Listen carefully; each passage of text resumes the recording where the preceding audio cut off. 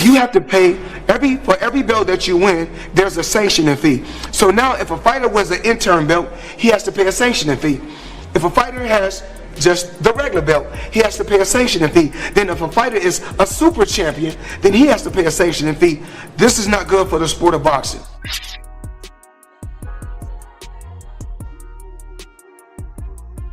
Y'all see them though. The undisputed king of boxing has just been robbed less than 3 months after Terence "Bud" Crawford did the impossible and beat Canelo Alvarez. To become the face of the sport, he was stripped of his title. He did not lose it in the ring. He did not get knocked out, he lost it. Because he refused to pay what felt like a ransom, the World Boxing Council demanded $300,000 in sanction fees from Crawford just to let him keep the green belt he had already won. And when Crawford said no, they took it from him immediately. But what makes this story explode even more is not just the money, it is the reaction from the entire boxing world. I am firmly on Terence Crawford's side on this one. What do they do? Like, someone needs to tell me what they do. Because ultimately, again, the commission do the majority of things in terms of you put a fight in Vegas, it'll be the Nevada State Athletic Commission. They will appoint the judges. I mean, one thing they do, I guess, is that clean boxing program thing with VADA. But I'm pretty sure, and I stand to be corrected, that it's the fighters that pay for that as well. So what do they do, people, that they think that they can just go and take a percentage of a fighter's purse? Nah.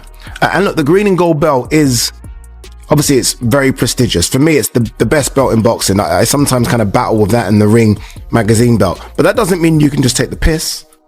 It really doesn't mean you can do whatever you want to do, that you can just make up a percentage, that you can ask for a fighter for a percentage of their purse. No. And all this as well, like, this thing, like, surely before a fight, if you are going to take a percentage, surely that has to be written down, contract, lawyered up. Like, I'm surprised if you, that's why it's even more crazy. It's the wild, wild west. Like, surely if this is the percentage you're going to take from Crawford, it's okay, Crawford, you know, in order to have this undisputed fight, which is very prestigious, this is the percentage we're taking from you. And Crawford signs it off before the fight's even done. In fact, before his purse is even given to him, that percentage is already removed. The fact that you are waiting on Crawford just to pay you, big WBC for me is wild within itself. While Crawford is going all out on social media, threatening to expose the whole system, another dangerous fighter has jumped in with a reaction that is chilling because of how simple it is.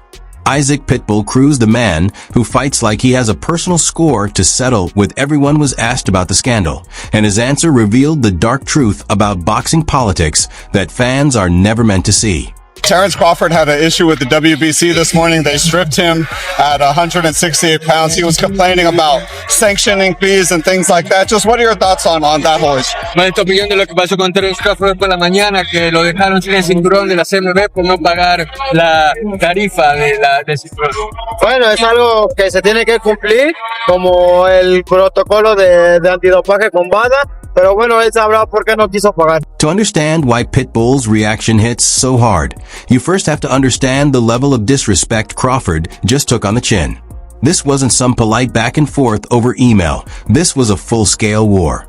On December 3rd, the news drops that the WBC has officially stripped Crawford of his super middleweight title. Crawford doesn't wait for statements, doesn't wait for explanations. He jumps straight onto Instagram Live, eyes locked on the camera, and unleashes a rant that's already entered boxing folklore. Furious and unfiltered, he sends a message straight at WBC President Mauricio Suleiman. Who do you think I am? You'd better slap yourself. Him $300,000 plus another $100K something for sanction fees, right? Then he gonna tell me I ain't even apologize. Like, who the fuck you think I am? Boy, you better slap your fucking self and paying your ass shit. Fuck you talking about paying you $300,000. What makes you so motherfucking better than any other sanctioned bodies? Huh? Answer that question. What makes you better than the WBO, the IBF, or the WBA. Everybody accepted what I was giving them. But you, the WBC, think that you better than everybody, don't you? So since you, the WBC, and you got the fucking green belt, which don't mean fucking shit.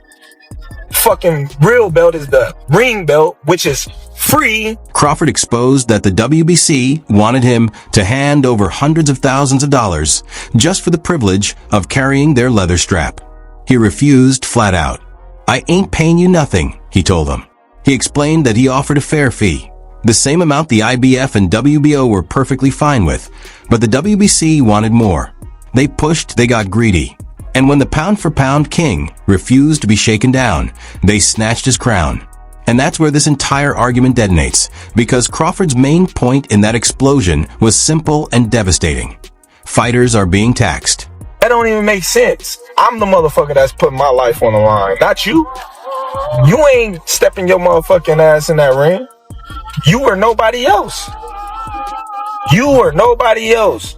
So why should I have to pay to carry your belt? You should be paying me. If you want to be truthful, you should be paying me. I don't see it. It irks my nerves how this dude gets on a plane, gets a hotel suite. Him and his buddies, they go out to dinner, 5-star meals, all that, you know, and guess who got to pay for it? Us fighters. We paying for y'all to come out here, have the time of y'all life, stay in the best hotels of y'all life, and it's all done on our dime. It's done on our dime. Do that sound right to y'all? It's crazy, ain't it? We the one out there getting battered, knocked upside our head, and every time we step foot in the ring, we gotta pay them a sanction fee like they the government. We getting taxed. It's crazy. Think about it. The fighters are the ones risking their lives, taking punches, cutting weight, and stepping into the ring knowing every round could change their future forever. Meanwhile, the sanctioning body officials, the guys in suits who never take a single hit, are using these massive fees to fly first class, sleep in 5-star hotels, and eat steak dinners on the fighter's dime. Crawford called the green belt exactly what it is, a trophy. He reminded everyone that the prestigious Ring magazine title, the true lineal crown, is completely free, a symbol of greatness, not a receipt. And by saying that out loud, Crawford is doing something dangerous. He's exposing the idea that these alphabet belts fans obsess over might not be symbols of glory at all, but overpriced scams designed to drain fighters' bank accounts while pretending to crown champions. We made a very clear 0.6%, which is $300,000, with $225,000 going to the Jose Sulaiman Boxers Fund, which is to help former fighters in need. And it is just regrettable. Not even a thank you or I'm sorry, taking a different route. No response. I wish him the best. But this is not. The WBC is huge, it's great. It's about greatness, and I'm relieved. So where does Pitbull Cruz fit into this mess? While Crawford is out here dropping bombs online, Cruz is deep in fight week, locked in and preparing to defend his title against Lamont Roach Jr. Reporters expected him to either back Crawford or rip the system apart. But instead he delivered the most soldier-like answer imaginable. No yelling, no frustration, just a cold, steady truth. We have to pay. It was a ruthless reality check. Cruz said he respects Crawford's stance, but for him and his team, this is simply the price of doing business. They don't chase drama, they avoid it. To Cruz, sanctioning fees are just another obstacle. No different from a tricky southpaw, a rough night in the ring, or a referee you can't trust. You don't protest it. You handle it. And suddenly the sport splits in two. Crawford, the rebellious king ready to burn the system down to protect his pride and his pockets, and Cruz, the disciplined soldier who accepts the battlefield exactly as it is and keeps marching forward. Mauricio, I appreciate you. I appreciate you. Because everybody in the world know you was going for Canelo. You was mad that I beat Canelo. It's okay. It happens, you know? But if you a real fan of the sport, you would have, said congratulations instead of having that little smirk on your face, all mad and pouting. But listen though, you should have took the money and you should have been thankful and grateful that I was rocking your belt around as your champion. As your champion, the WBC champion. The undisputed champion at that. But you want to make it about you. You want to say, oh, well, you stripped me. Like, I've been stripped before. The IBF just stripped me when I was at 147. Doesn't matter. I'm still considered the undisputed champion. I'm still the champion in the division. Because you know why? The only belt that's recognizable as the champion is the ring belt, baby. That's the #1 belt in the division.